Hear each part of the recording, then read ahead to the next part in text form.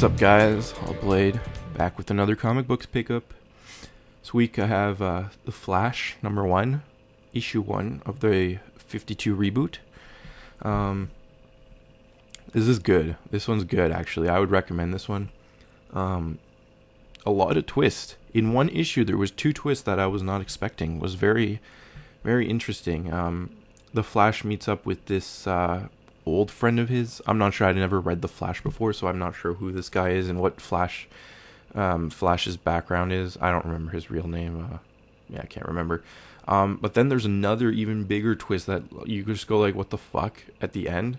So, yeah, I would recommend this. It's not bad. It's not bad at all. The art style is really fucking sweet, too. Next one is my new favorite. It's called Suicide Squad. And originally I wasn't a fan of, Harley Quinn. She's like, I'm guessing she's basically the main character of this. Now I have a hard-on for her. She's fucking hot, yo. She's fucking hot. So yeah, like basically what they do is they take all these villains from Arkham Asylum, I guess, and they force them into being in this squad. And essentially, they put a bomb in their neck, kind of like, every other traditional, like, oh, if you betray me, I'll just blow you the fuck up type of deal. And they have to do these ridiculous suicidal missions, but if they complete them, they get time off their sentence and shit. And it's good. It's good. It's a good storyline. It's a good premise to use these villains as actual heroes. So it's interesting. Check it out. Next up is one that's not exactly my cup of tea, nor my cup of coffee, energy drink, whatever cup of anything you want to drink. It's not that cup. It's not a bowl. It's not a fucking juice box. It's not for me. At least from what I've read. This is issue 1 of Batgirl. Barbara Gordon, Commissioner Gordon's daughter. And it's an interesting issue, but she kind of goes over, if you guys read, I believe it's the final joke, or the final, the laughing joke or something like that. It was one of the most popular Batman comics, and she essentially, Joker shoots her in the spine and she becomes disabilitated. She can't walk.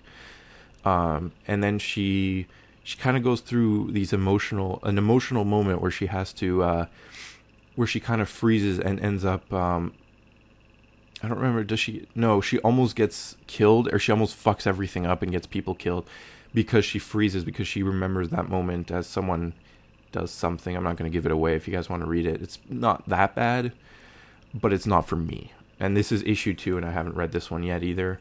I've read issue 1, but I haven't read issue 2 yet. Because it wasn't my cup of tea. I wasn't running to read issue 2. So I'm going to stick in this one for a couple more issues. See if maybe I'll end up liking it. Because it happens, But so far, not my cup of tea.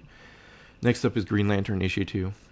I can't say anything much about this because I haven't even read issue 1. I have issue 1. I haven't read it yet.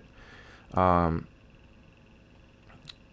I don't know. I'm kind of digging Green Lantern as a character, just because of, like, look at these pictures. Like, the images are just like seizures because it's so fucking colorful and bright. All these really bright, vibrant colors. It's just awesome. And they have these ads, and I hate the ads. Yeah, like, look at the cover. Look at that fucking cover. Holy crap. Next up, we got Rage the Game. Actually, the comic book for Rage. It's not. It's Red Lanterns issue 2. I haven't read this because I don't even have issue 1. I don't know. I kind of skimmed through this and I was like, dude, this looks pretty interesting. Like, the characters, these big ass fucking characters that are like, an opposing Lantern team. I'm not sure about the Lantern universe, so I don't know if they're bad guys or good guys or what. But yeah, like, it looks pretty ridiculous. So I'm looking forward to getting issue 1 one day. That hasn't come into the store. This is, I believe it's called just Ice. I'm not 100% sure, so don't quote me on this. It is a independent comic book, so it's on the cheap. And I got recommended this from the owner of the comic shop I go to, which is just this tiny little underground, literally, comic shop, like in this little town I live next to, this little village. It's not a village. It's like a little. It's an older village, so it's like so not a lot of people, only locals know about it. So yeah, so the guy's like, here, you should check this out if you're in the mood for violence. And this is World of Warcraft. This is book 4. This is not a single issue. This is a combination, I'm guessing, of 3 or 4 issues. And you don't need to actually know anything about World of Warcraft for this one. So if you like Warcraft, or you kind of liked World of Warcraft but you don't know the lore, you don't need to know anything. Just pick up book 1 and start reading through it. It's pretty interesting. The art style is fucking godlike. Super good art. Super interesting. The storyline's meh, but like, I mean, just the art will just keep you enticed throughout the whole thing.